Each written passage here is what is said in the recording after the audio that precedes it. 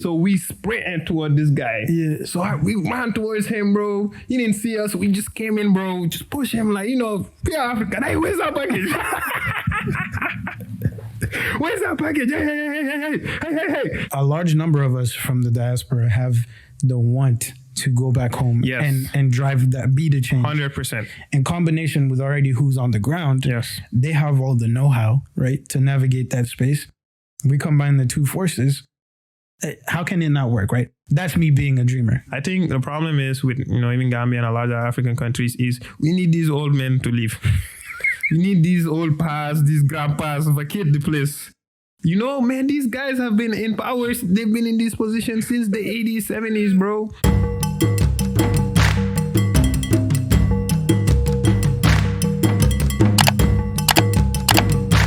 Beautiful people, my people. Welcome back. TJMTM is back. Boy. The boys are back. Boys are finally back out here, bro. And it's been too damn long. Let's just say. Sheesh. It's been a minute. What are you saying, bro? Boy, it's good to be back, man. It's good to be back. Season 4? Yeah.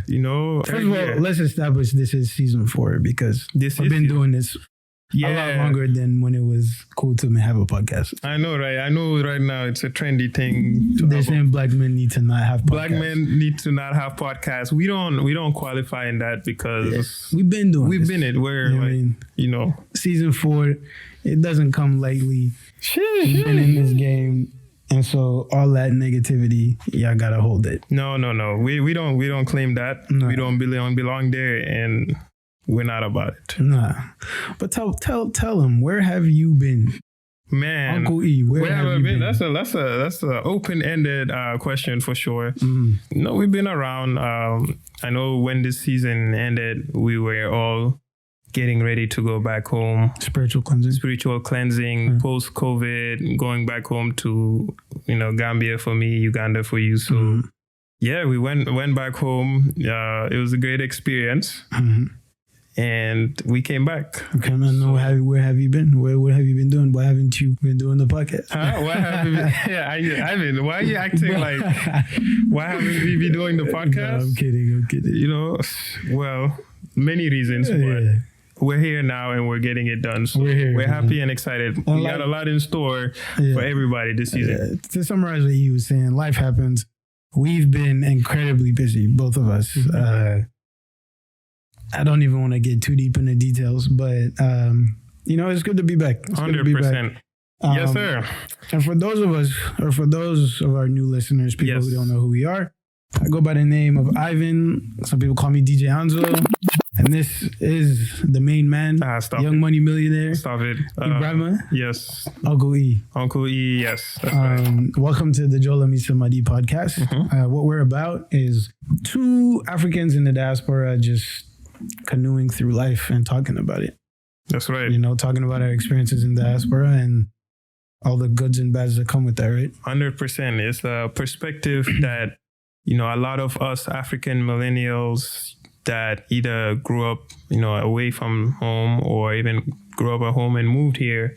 Once you come out west, the experiences are shared of what we go through in our careers, what we go into our social lives, personal lives.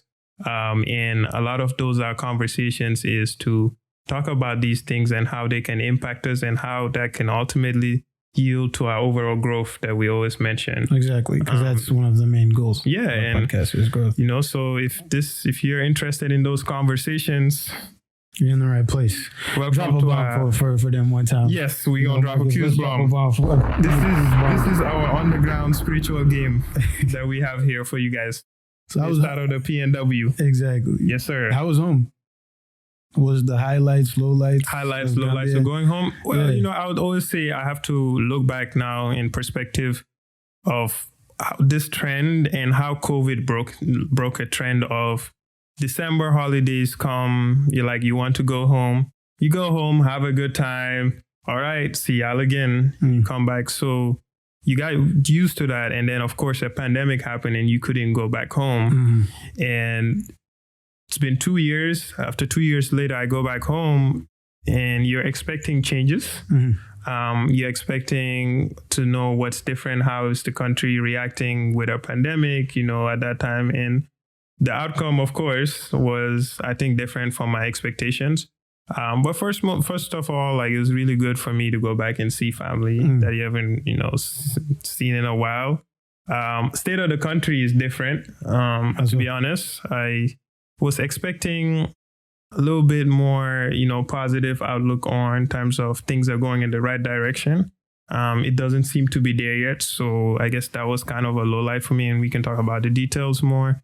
But largely attributed to COVID, or? Well, it could be COVID. There's just a stagnation, which you kind of don't want to see. Like, maybe I'm at that point too. It's no longer just me coming in, let me have my enjoyment and that's it. Yeah. It's like you also want to see some sort of progress. And you see bright individuals, you see potential for great optimism, great progress, great change, but the current state is not there yet. So it makes you reevaluate as well. Okay. So that's kind of like my takeaway. Okay. Outside, of course, the enjoyment, and Chris came with me. Shout out to CP. And CP was here last season, and he talked about how he deemed himself as African, right? Being Haiti and never been. So, it was a great, well, I can't speak for him, but he had quite the experience as well of going back home to the motherland for the first time. And, understanding our cultural differences, and kind of what the lifestyle will be like there if you come for holidays specifically. But that is not really a realistic representation of if you lived in Africa, kind of how it would be. Well, CP told me some stories. I won't go into detail, but he told me some stories. Yes, we'll have to let him be his own merchant in terms of what his experience was like. But it's good to have him come though. That's good, man. How's the COVID situation? Man, I had COVID when I got there, guys. So everybody got it at this point. When we went back home, that's what I was mentioning. I was like, okay, post-pandemic, let's see if we're going back home. I know, like, back home, no one's really like following COVID guidelines and rules. Yeah, no. And you got there, and Corona is non-existent in terms of like people and precautions. Like, people are not wearing masks. Like, everyone's going out, having fun and stuff. So, as you know, I had never, I don't know if I've never, but I was COVID free. My immune systems were free of the virus. You know what I'm saying? Mine was purified and that. So I took the booster. So typical, I was like, man, let me take the booster like 2 days. This will surely not make me have COVID. Yeah, I took the booster, landed. First day we went out to like this, kind of like outdoor bars. Place was packed, bro. Like jam-packed. Music was rocking, bro. I'm meeting old friends. Everything's great, right? So I'm like, whoo, I'm pushing it. People are coughing. Someone will come cough at you. People are passing you hookahs and stuff. So I'm like, oh boy. So probably by the second night of going out, I realized it's a matter of when, not if, I'll have COVID. But one day I just was not feeling well. So and you woke up and then... I don't know how people who have COVID, like, I feel like everyone's different. But you just know it. Like, it just... Bro, you just know, bro. I fought the good fight, but the virus has now got me. Bro, I woke up that day, like, symptoms are hitting. I'm like, it felt like the CDC was talking to me, bro. Yo. I was like, shit, headache check, high temperature check, fever check. I was just like, oh boy. I already knew. I'm like, Rona got me. So, I did get the Rona while I was back home. But if I could have had Corona anywhere else, I guess. It would have been in Gambia, right? Would have been in Gambia. Yeah. How about you, bro? Tell me. Home was an experience. I ended up spending 5 weeks there. Yes, this guy, man. We thought you wouldn't come back out here. I don't know, man. I was enjoying myself. But long story short, I started my trip in Kigali. Right? So my mom's niece, my cousin, I don't know why I said my mom's niece. My cousin was getting married. Now, Kigali is a whole different situation. First of all, I quarantined for 3 days on arrival. So you have to quarantine for 3 days because you tested positive on arrival? No. Irregardless of what you test. So you have to test at the airport, and then after you get those results, he doesn't. God dang. After you get those results, you have to test again. Okay. Right? So and then after you receive your second results, you're free to go. The turnaround time on everything is about 3 days. At a hotel of their choice on your expenditure. Okay. So it started off a little rocky. Mans felt like I was in prison in that, Bro, they had Ivan on this like small prison room. Yeah. Mans thought he was doing what, 100 push-ups a day or something? I was using my time wisely. Yeah. But it was just to be locked in a room for 3 days, right? So everyone who arrives into Uganda has to... This was Kigali. This was Rwanda. Sorry, Rwanda. Yeah. Everyone who arrives into Rwanda... Is it strictly from the US? No, it's from anywhere in the world. Anyone has to stay at a hotel for 3 days? So that's what it was at the time. They've changed it to 1 day now. But I spent 3 days in quarantine. It's hard for me to believe everyone who arrives in Uganda, in Rwanda, I keep mixing them up, Rwanda has to stay there for 3 days. It doesn't matter where you're from. Everybody had to. So you're saying it doesn't matter, like it was like diplomats and stuff, Okay, I'm not sure about diplomats, but I would assume so. We'll just say arriving passengers. Arriving passengers, yeah. Okay. But my family from Uganda was going to come to the wedding in Kigali, but they didn't come because it was... So how do you feel, how was it for you when, you arrived into this African country and they have these COVID measures of you having to be in a hotel room quarantine for 3 days? Is it something that you felt like, well, because there's an element of, are they really following, is everyone following these rules, or are you going by the book? Or did you feel like everyone had to do this? I really, truly think everyone had to do it, because once you get to the airport, there was no... You couldn't get small money here to that. None of that in Kigali, at least. So everyone did have to quarantine. That's good. Less than favorable, but I understand it. Then they were in a strict curfew. By 9 o'clock, everything was shut down. So these guys don't play. Was there an outbreak when you got there? Was the cases spike? The Omarion had taken off. Oh God, Omarion did a madness. Omarion came and did a world Omarion tour. did not miss. Omarion was like, bit. Oh man, it's 100%, bro. But so when I, interestingly enough, that was the place I got it, right? So you got it while on quarantine? No. When I got out of quarantine, one of my cousins, I won't say who, she got it. And she was wilding, bro. She wasn't wearing a mask. She came to the wedding, everything, bro. I was like, hey, yo. And she... Yeah. So I got it from her. I didn't know. Are you sure you got it from her? We're going to need your cousin to testify here. I'm very positive it was from her, because we were staying in the same house. My mom ended up getting it. Okay. And I ended up getting it. Okay. So I'm very positive. So she's the source. She's the source.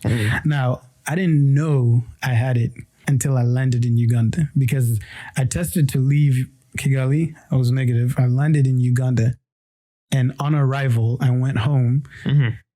And then I get an email from the Ministry of Health saying I had it. Wow. And it all started to make sense. Mine was on the plane, and I was doing a little, like you were saying, you just know you got like, it. Oh Lord? Yeah. You know what I'm saying? So I had it. It was a light bid for me. I'm not going to lie. Like I did, I had like 2-3 days max of symptoms. Yeah, that's true. The symptoms, they maybe a day, 2, I would say 2-3 days. They saw the white blood cells and they turned around. Yeah. So, but I had it for like 2-3 days. After that, in Uganda, it was a madness, bro. There was no such thing. They didn't care? There's no such thing as quarantining, curfew, none of that, It's just free for all, There was a curfew, but, bro, no one was following that. No. We were in bars till ungodly hours, bro. It was a different scenario. 100%. But aside from that, I did travel all over the country quite a bit. Went on safaris, or a safari, and then I traveled up country a few times. And that was the real spiritual cleansing there. Going up country? Yeah.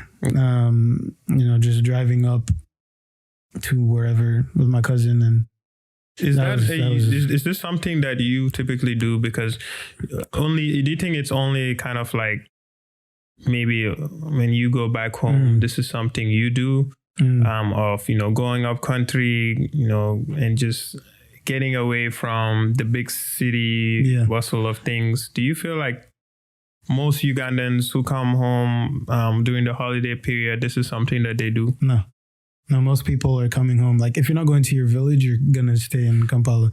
And do what? Party. So that's the thing, though. This is what I was thinking, because I look about it, I'm like, it's a repeated trend that we do. Exactly. We come home for 2 weeks, we turn up have a good time. Yep.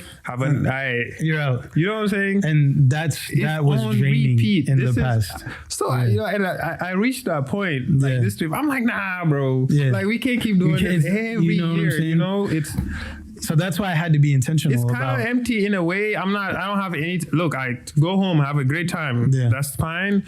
But bro, that shit gets old, man. You know what I'm saying? It does. Very much so. And that's why I have to be intentional.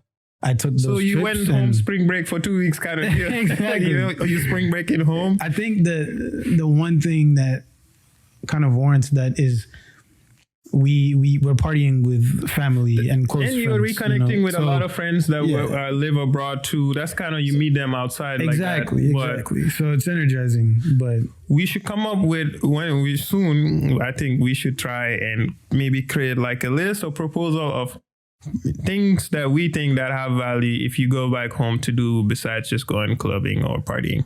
Yeah. You know, valuable things that you can do for when you really come back. Because you know, we mentioned spiritual cleansing, but do you really think you're getting spiritual cleansing if she's going out every night, you know, bars, you know, and stuff? No, you know, are you really getting a value out of? Then you might as well could have just gone to Miami for 2 weeks, I know, and stuff like that. Yeah. So I feel like you mentioned going off country, you know, maybe, you know, family's family, but family's always going to be family so who uplift you, you know, spending time with them, going to see them, you know, tell them, hey, let's go have lunch. Let's go have, you know, let's go out, you know, just meet up somewhere. Yeah. So in terms of reconnecting, and, you know, do your own, explore your country as well. That's the thing. Explore your country. Go to little businesses, you know. Go all over the country. Talk to them. I went to places know what people who are there, understand what they're going through with their businesses.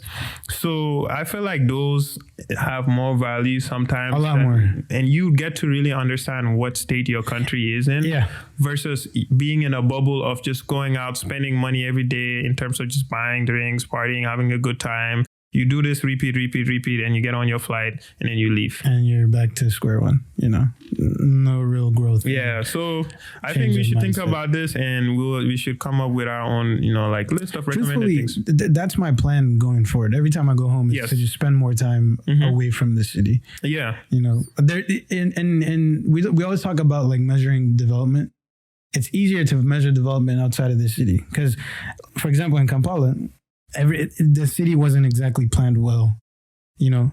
So yes, most African cities are not technically planned like urban planning and whatnot. Most are not.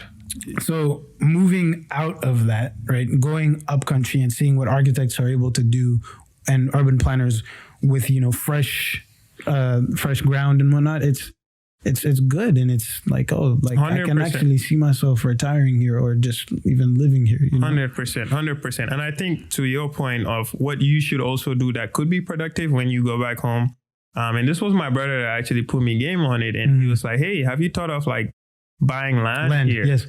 Yeah. So, and I remember he got on a car. We took a road trip. We went away again. You know, Gambia is small. You know, off country is really like a 20-minute, 30-minute drive, but he took me out, and, you know, we're seeing, you know, vast areas of, you know, people buying plots, and he's showing me. Yeah. And that kind of opened my mind, like, yo, like, you know, again, if I'm going back home and at the end of the day, you are trying to find ways to have value of your trip, and we have a short stay. Maybe you stayed 5 weeks. I don't know what vacation schedule you're on, but most people got working. You know, most people got like 2 weeks. Yeah, so you really have 2 weeks to maximize yourself. Yeah. And how about, you know, take a day out of that 2 weeks and go into places that you see that population or cities will be actually planned in, hopefully. One day you see yourself in 20 years or so, this could be an actual planned city. And you can contribute. And you have a land. You brought property there. You brought big property. And then in 30 years or so, 20, 30 years, think of, you know, like you're thinking long term in that aspect, because that's how cities flow. That's how cities migrate. So I feel like that took you? Yeah, Ismail took me. And, drop a bomb for you know, shout out to Ish. Yeah, we got to drop a bomb for him. But it's that mindset, bro. Like, you know, it's cool. We going back and having a good time. But, man, go look. So are you optimistic about the future? So I remember me and my siblings, we had a big debate about this when we were back home. Talking about the outlook, state of the union. You know, the problems we have back home, is there hope in Africa? And does that hope yield for why the experts, the brain drain with experience, why there should be a reverse of that. Why will people like me and you want to say we want to go back home? Is there why for us, and do we see that future for us there? And to be honest, if you're being realist, for me, I think if you're being a realist, there's little room. You wouldn't have much optimism because of the current structure, I would say, especially for Gambia. It's not set up for you, even if you are innovative, if you have a drive. What's not set up? The structures within the country. Yeah. If you're someone who's progressive, innovative, and you're trying to, either if it's business or kind of trying to move the folk, like kind of contribute to the country as, let's say, a Gambian coming back home, if that doesn't involve, you know how it is, you can't go back with morals. I can't go back there with ethics. I can't go back there thinking, oh, I'm going to be a man of integrity. And, if you want to play that game, I feel like you will probably be going down under because the country's not set up for you, to be successful. It's a matter, it's very transactional. It's what can you do for me? What's in it for me? I don't care if you're trying to, get jobs for, let's say, Gambians or... I hear what you're saying. It's one of those. Yeah. It's like actually hey, I have this great idea. I'm going to get, it's going to create jobs for, local Gambians, great for the economy stuff. Yeah, that's all cool, but what's in it for me? Exactly. How much money am I going to chop? Yeah. So I think I'm optimistic because... And, it's a debate. I think it's a generational thing. I think the problem is with, even Gambia and a lot of African countries is we need these old men to leave. We need these old pas, these grandpas vacate the place. Man, these guys have been in power. They've been in this position since the 80s, 70s, bro. You are the problem. Like coup d'etats, regimes, these old men, bro, they hold on to these minister position, they think it's theirs. There's so much entitlement. Yeah. So anyway, that's my soapbox. And a lot of these men them will have come into power when they were in their 20s, They don't want to leave though. So that's like 60 plus years of power and no progress. I'll leave that for another day. It's another day, but quickly to answer your question, I am semi-optimistic. Because I think maybe a future generation or our generation could eventually cause kind of like a renaissance in Africa. Okay. That's what I'm hoping for. Along those lines, that's how I view it, right? So our generation, especially a large population of us in the diaspora. In the diaspora, yes. Not to say everybody home is not doing anything. No. There's some amazing individual people who are doing amazing things, And I'll speak on that, but a large number of us from the diaspora have the want to go back home and drive that, be the change. 100%. In combination with already who's on the ground, they have all the know-how, right, to navigate that space. We combine the two forces. How can it not work, right? That's me being a dreamer, okay? There is that aspect of like... Now, what's you being a realist? Me being a realist is along those lines of what you were saying, There's a lot of short-sightedness, What's in it for me? Does this benefit me now? I want to enjoy it now. It's not thinking about, let me set up my kids and their kids, right? It's more so like, now I want to drive Mercedes now. So you're going to give me this bribe or there's no deal, right? And that plagues us. It's a huge problem for us, it plagues us a lot in Uganda. Do you think Ugandans, do you think Ugandans or those people, they actually would be happy to see people who come back home and actually do businesses or impact the community in a positive way? Do you think that, because me, I started to wonder, I'm like, maybe some people might not, I don't know, it's an African mentality thing. It's very backwards. It's just like, my success or me doing something impactful, it can't be too great.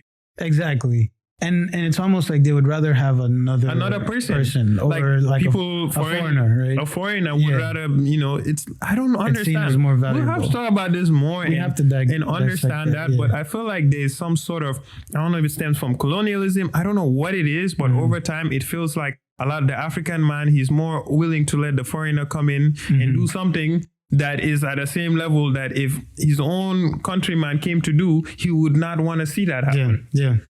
We got to talk about that. We'll dissect that. Yeah. The other thing that makes me hopeful and a realist at the same time, is my little like nieces and nephews. Oh, right? yes. So when I see them, these men are like 3, 4, oh man, 7. You know what I'm saying? Yes. I'm looking at them and I'm like, when I was 7, I was a bozo compared to you guys. Like, these guys are smart, right? Yes, they're using iPads, bro. Technically savvy. Yes. Like, you ask them about I don't know, current events or global events, they're up to speed, right? Yes. And that makes me think. Like at 7.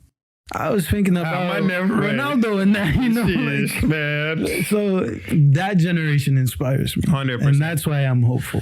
And their parents are now like my older brothers and sisters that, you know, I look up to. Mm-hmm. So I know that they're in good hands.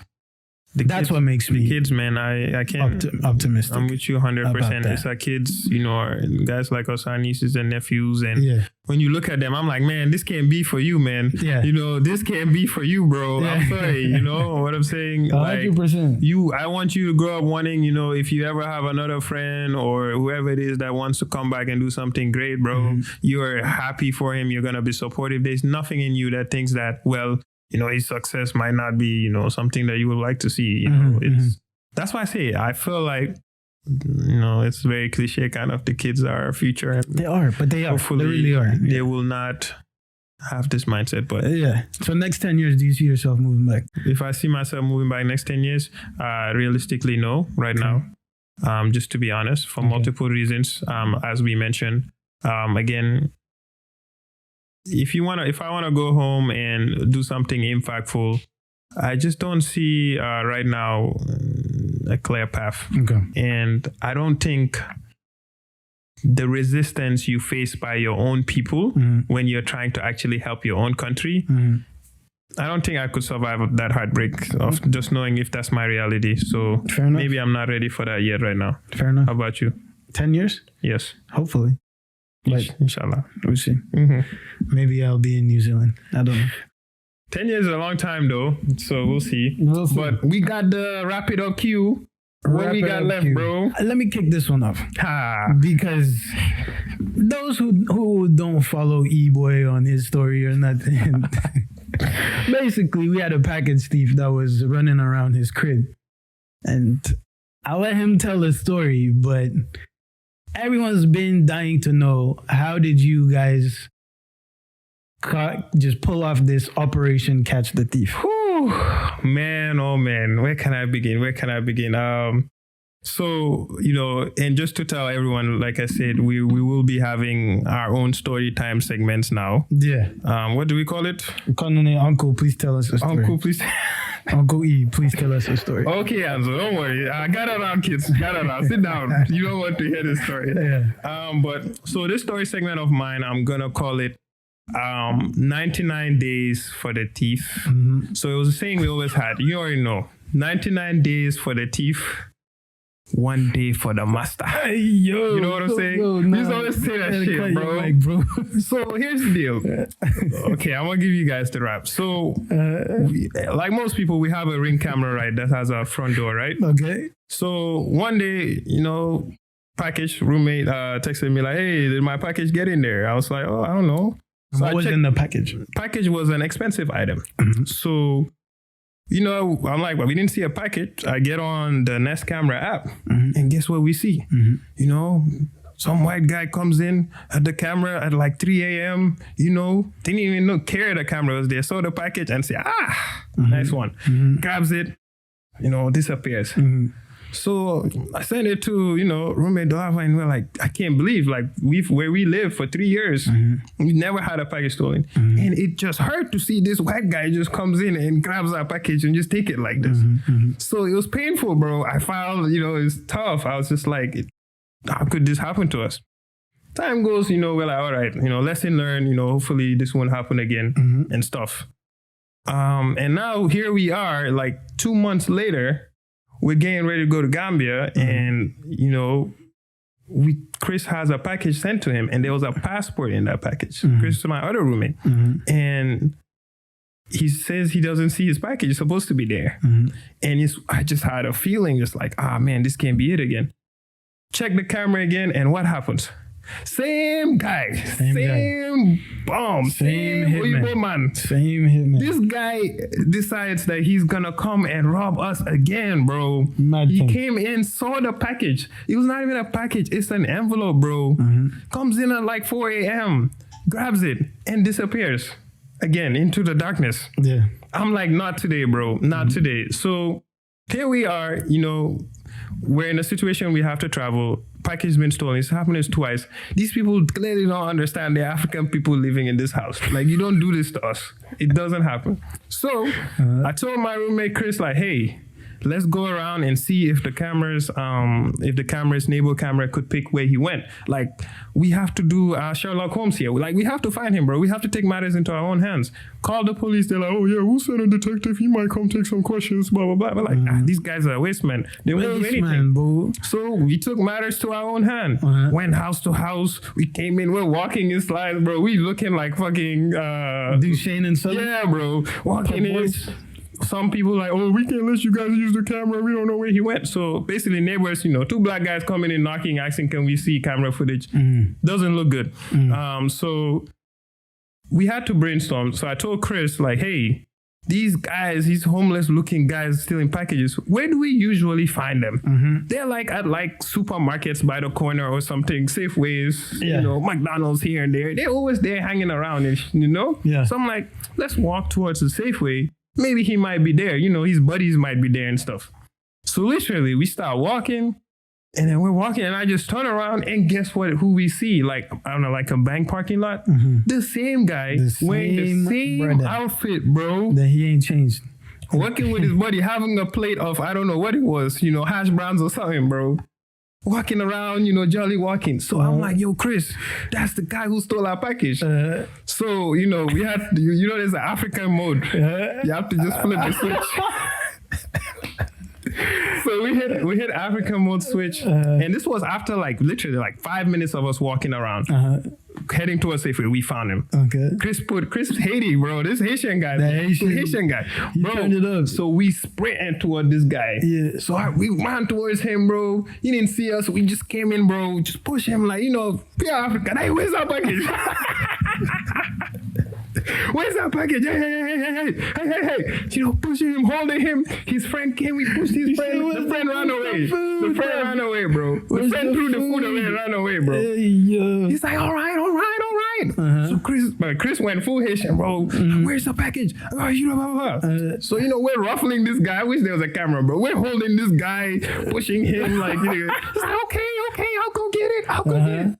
So Chris Chris pushing him, bro. Chris damn near went full Haitian, bro. Chris was gonna kill this guy. I'm like, Chris, calm down. I know you're on full Haitian setting right now. But so yeah, we found the guy, bro. It's not a great idea the way we rushed him, bro. But we didn't care, bro. We don't recommend this. Don't try this at home, kids. Do not try this at home, kids. But yeah, so we got him. And then I told Chris told him, and he said he's gonna go get a passport. So Chris pushing him, telling him go get it. I call 911 because we got to get the cops to come get this guy. Don't try us. Don't come for us like this. He's lucky. This guy was back home in Africa. You know how it is, bro. I don't even want to. If you know. If this was back home, you know how it goes. So he had a stash house. Where he was keeping all the stuff. He lived off the tents, like down in some bushes, something like that. Bro, some bad thing. He walked us. We walked him. Chris walked him, and then I was on the phone with 911, and they had the audacity to say we shouldn't follow this guy. Yeah. I'm like, oh yeah, wait right here. I'm we needed that passport back. So Detroit Survivors, Detroit Urban Survival Training. We took the training. We comprehended the and increased your chances of survivability. Yes, we increased our chances of survivability. We comprehended the suspect. We told him, do not dare come to an African man's house and steal package. Don't even steal pencil for others. So we caught him.